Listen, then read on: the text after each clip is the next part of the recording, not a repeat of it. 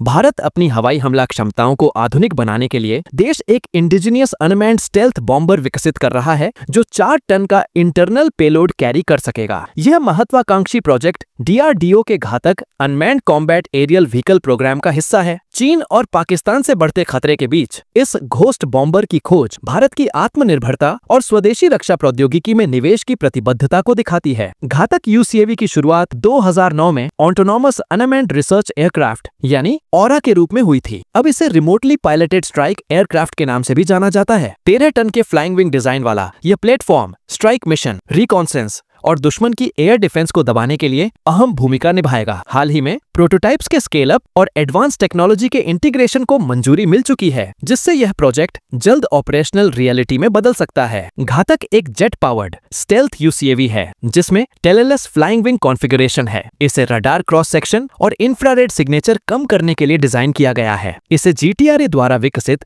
Kaveri turbofan engine के non after burning version से power दिया जाएगा। वर्तमान मॉडल सबसोनिक स्पीड पर ऑप्टिमाइज्ड है ताकि ज्यादा समय तक उड़ान और लो ऑब्जर्वेबिलिटी बनी रहे। लेकिन वायुसेना का लक्ष्य है कि 2040 तक इसका ट्विन इंजन सुपरसोनिक वर्जन तैयार किया जाए जिसमें सुपर क्रूज क्षमता होगी, यानी बिना आफ्टर बर्नर के मैक 1 की स्पीड पर उड़ान। इस एडवांस वर्जन की खासियतों में शामिल हैं 4 टन तक का इंटरनल पेलोड जिसमें प्रिसिजन गाइडेड म्यूनिशंस जैसे Sao, BrahMos NG supersonic cruise missile और भविष्य में हाइपरसोनिक वेपन शामिल हो सकते हैं। इंटरनल वेपन बे की वजह से स्टेल्थ बनी रहती है। इसकी रेंज 1000 किलोमीटर से अधिक और एंड्योरेंस लंबी होगी। साथ ही इसे एमका जैसे फाइटर के साथ मैनेड अनमैन्ड टीमिंग के लिए भी इस्तेमाल किया जा सकता है। स्टेल्थ फीचर्स में कम रडार क्रॉस सेक्शन, इंफ्रारेड और एकॉस्टिक सिग्नेचर शामिल हैं और इसके लिए composite material, serpentine air Intex और डिजिटल बीम फॉर्मिंग रडार का इस्तेमाल किया गया है। AI और ऑटोनॉमी के क्षेत्र में घातक में एडवांस AI सिस्टम होगा जो ऑटोनोमस नेविगेशन, टारगेट आइडेंटिफिकेशन और स्वार्म ऑपरेशंस को संभालेगा, लेकिन स्ट्राइक के लिए मानव ओवरसाइट रहेगा। Stealth wing flying test bed यानी स्विफ्ट का 1 टन डेमोनेस्ट्रेटर पहले ही 2022 में उड़ान भर चुका है, जिससे फ्लाइंग विंग की स्टेबिलिटी और सबसोनिक कंट्रोल्स को वेरीफाई किया जा चुका है। अब DRDO का AD स्विफ्ट को मिनी बॉम्बर और इंटेलिजेंस, सर्विलांस और रिकोनासेंस रोल के लिए फुल ऑपरेशनल UCAV में बदल रहा है। हाल ही में विंड टनल टेस्ट और AI सिमुलेशन से साबित हो गया कि प्लेटफॉर्म सुपरसोनिक एडॉप्शन के लिए योग्य है और प्रोटोटाइप फ्लाइट 2028 से 29 में होने की संभावना है। कुछ मीडिया रिपोर्ट्स ने 12 टन पेलोड और 12,000 किलोमीटर रेंज वाले अल्ट्रा लॉन्ग रेंज एयरक्राफ्ट की बात की, जो रूसी Tu-160